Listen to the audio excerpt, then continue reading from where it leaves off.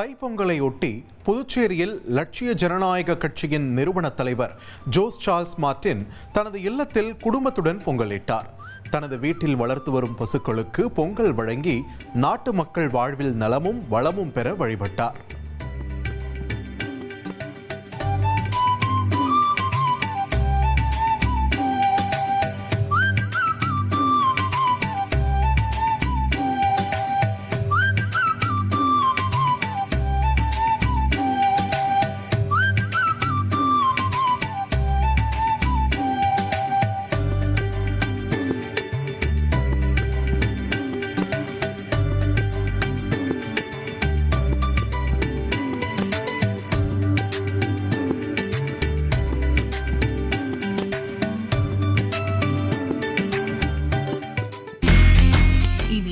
செல்லும் இடமெல்லாம் செய்தி. தந்தி டிவியின் வாட்ஸ்அப் சேனலை ஃபாலோ பண்ணினா செல்ல இருக்கும் இடமெல்லாம் செய்தி.